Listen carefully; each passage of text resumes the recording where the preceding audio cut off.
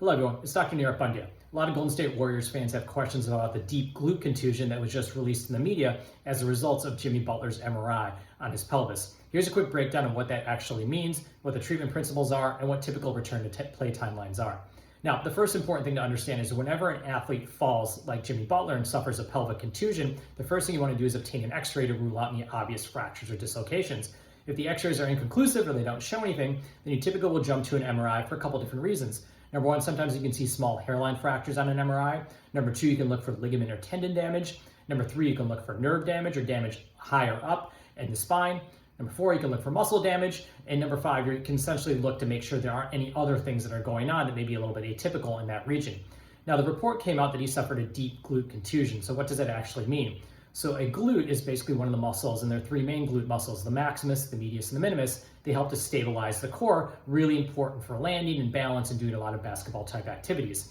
A contusion is localized damage to the muscle that comes from that direct blow. So like when you pull a muscle, there's a very localized area of muscle damage that usually has bleeding and bruising, and that can lead to swelling and discomfort. Deep typically indicates the region of where it's damaged in the muscle. More superficial bruises or contusions will typically be closer to the skin. Deeper bruises are closer to the bone, which is not surprising due to the degree of injury that Jimmy Butler suffered when he fell. Now, in general, the first 24 to 48 hours after this injury, you're using pain modalities such as icing, anti-inflammatories, and also making sure that muscle doesn't get stiff and becomes more difficult or painful to move around in that initial period. But in general, this becomes a pain management issue.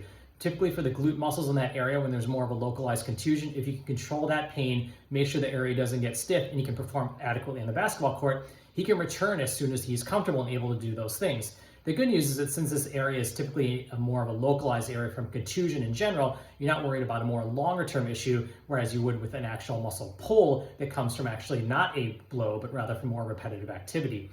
But if you look at NBA players who suffer glute contusions, typically this leads to about one game missed. Now, a lot of that data is from the regular season where there may not necessarily be that big push to have to come back early.